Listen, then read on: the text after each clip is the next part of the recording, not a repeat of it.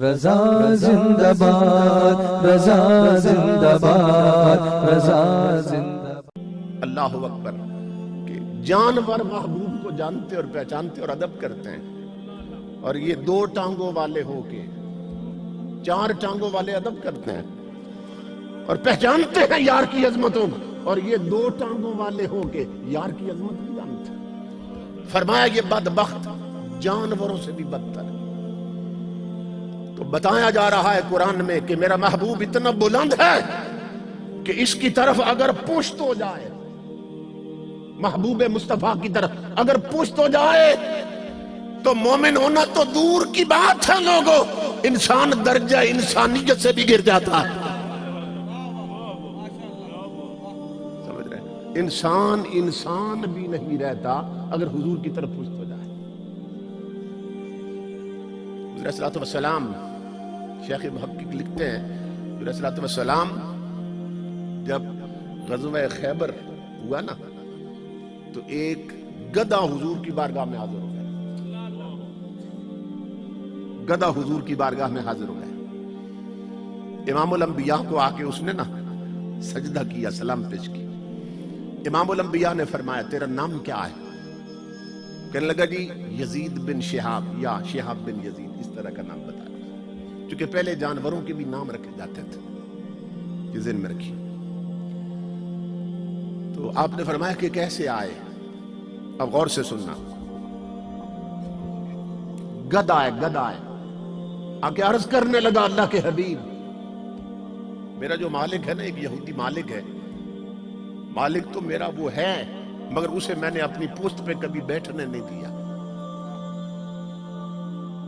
جب بھی بیٹھنا چاہتا ہے نا میں اسے گرا دیتا ہوں۔ آقا نے فرمایا ایسا کیوں کرتا ہے؟ عرض کی اللہ کے حبیب میں اپنی نسل کا آخری گدھا ہوں،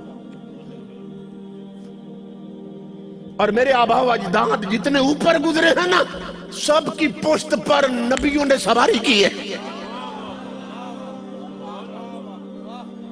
یہ غور سے سننا، گدھا کہنے لگا میں آقا اس نسل کا گدھا ہوں کہ جس کے بڑوں کی پشت پر نبیوں نے سواری کی ہے، تو میں نے یہ پشت، یہ سیٹ بچا کے تیرے لیے رکھی ہے، کیونکہ میں اپنی نسل کا آخری گدھا ہوں اور تو نبیوں میں آخری نبی ہے۔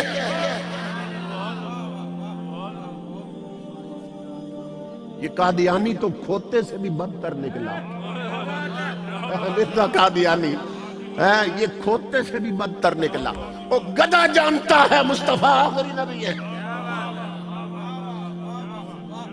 جانور اسی لیے کہہ رہا ہوں، اللہ فرماتا ہے یہ دو ٹانگوں والے نہیں جانتے، چار ٹانگوں والے جانتے ہیں، اس لیے جانور بھی ان سے بہتر ہے۔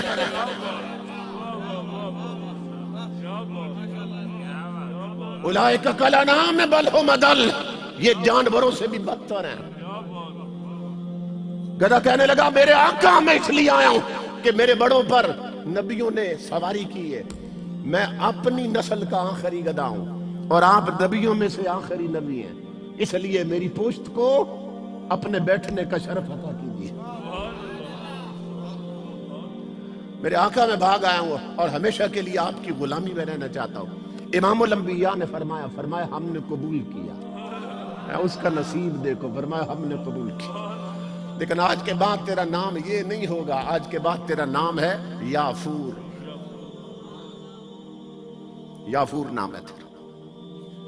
تاجدار کائنات پھر اسی پہ بیٹھ کر نہ مدینے تشریف لائے تھے۔ اب یہ بات بتانے لگا ہوں، غور سے سننا۔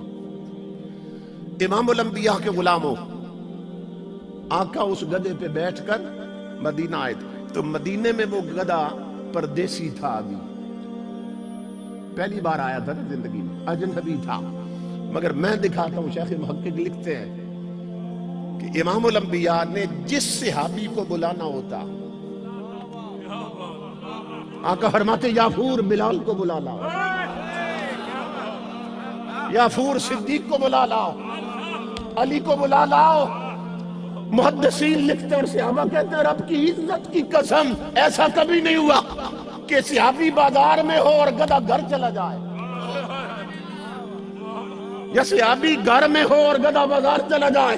کہا نہیں، یار کے پشت پر بیٹھنے کی وجہ سے گدھے کی آنکھوں میں بھی اتنا نور آ گیا کہ جو بندہ جہاں ہوتا گدھا سیدھا وہاں چلا جاتا۔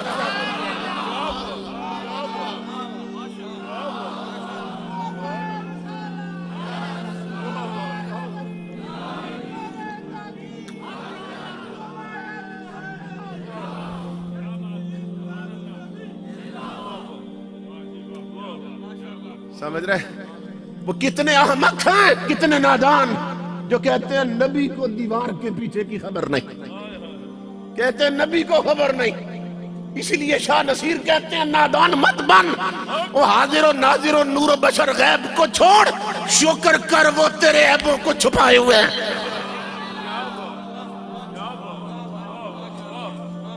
جس گدھے کی پشت پر میرے آقا بیٹھے ہیں اسے بھی خبر ہے کون کہاں بیٹھا ہے، جہاں حضور بھیجتے وہیں چلا جاتا۔ سمجھ رہے؟ امام الانبیاء کے غلاموں، یہ تاجدار کائنات کا فیضان ہے، حضور صلی اللہ علیہ وسلم کی عظمت ہے۔ جانور بھی حضور کو پہچانتے ہیں۔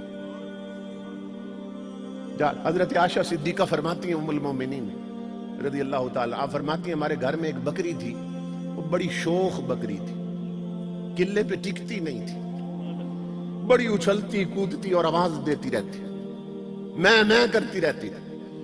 تو کہتی اللہ کی عزت کی قسم یہ تب کرتی جب حضور گھر میں نہیں ہوتے تھے، لیکن رب کا حبیب گھر میں قدم رکھتا ایسے لگتا بکری کی جان نکل گئی ہے، ایسا لگتا بکری کی جان نکل گئی۔ ادب مصطفیٰ میں اور تعظیم مصطفیٰ میں وہ سانس بھی اونچا نہیں لیتی۔ ادب گاہیشت زیر آسماں از عرش نازک تر، نفس گم کردمی آیت جنید و با یزیدی جا۔